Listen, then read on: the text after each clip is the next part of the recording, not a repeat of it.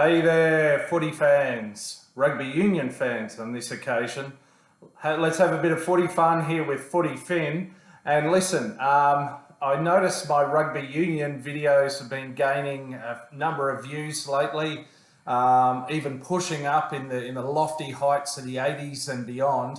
And more interestingly than some of my recent NRL videos. So I figured I'd strike while the iron's hot. Hot on the back of the Wallabies Rugby World Cup squad being announced the other day, and follow on with that theme. Now, of course, as you saw in my recent video, Snake Oil Eddie has announced a surprising squad, some shock omissions, taking just one experienced fly half, and at that a young 22-year-old fellow who, while very promising, has only started 2 tests. So some big shocks there, and I believe they're actually designed to attract a bit of media attention. Now listen, sadly, don't believe what Snake Oil Eddie tells you, and just ask Dave Rennie and he'll tell you not to believe what Rugby Australia tell you or sign off on. So anyway, that's the world that we're living in at the moment. So I have a list of 6 Wallabies, some of whom are very experienced, all of whom have proven themselves in the gold jersey, and they've been shock admissions. I'm going to say that at least one of these 6, if not more, is going to end up finding their way to France and playing in Rugby World Cup 2023 at some stage or other, on the back of a genuine or otherwise possibly even manufactured injury to some player or other. So who are they?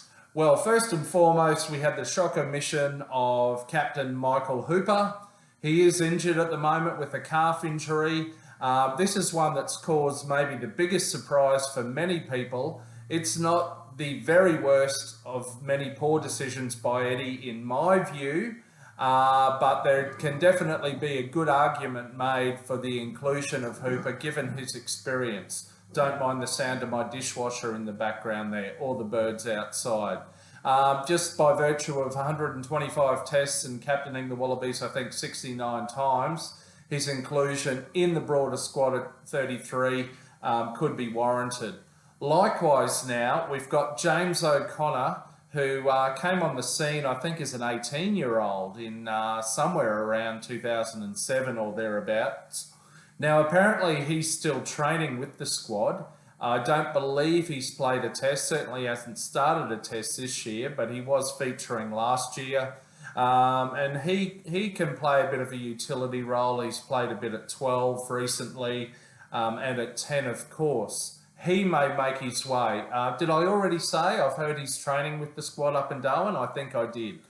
So to me, that wouldn't be a great surprise to see him there.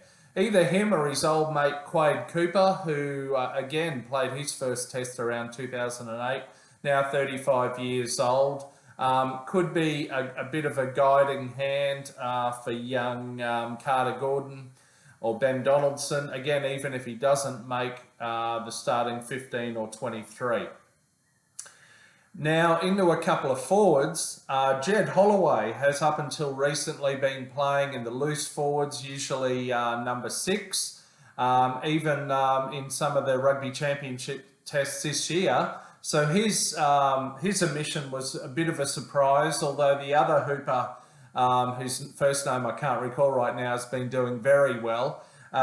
You might see Jed Holloway come over to France and make a bit of an appearance there. Or I've, for a number of years, been a big fan of Pete Samu, who has been very strong for the Brumbies. He can play at either breakaway or number 8, a bit like Adi Savia. He's ever reliable, a great tough loose forward. His omission's been a bit of a surprise for mine as well. So don't be too surprised if you see Pete Samu pop up in France. And lastly, and this is one I'm maybe hoping for more than any others, and that's Len Ikitau, the outside centre, the number 13. He's made that 13 of the gold jersey his own in the last couple of years. And sadly, he picked up an injury scoring a try Was that against Argentina?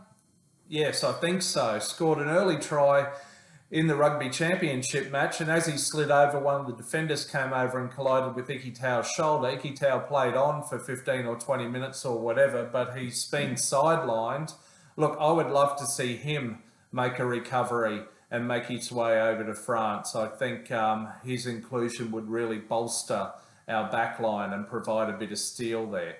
So anyway, those are my 6 omitted Wallabies players, at least one of whom, mark my words, is going to pop up in France. Don't believe what Snake Oil Eddie says or his employers. Anyway, that's it from me. Rant over. Until next time, enjoy the footy, and let's look forward to Rugby World Cup. See ya.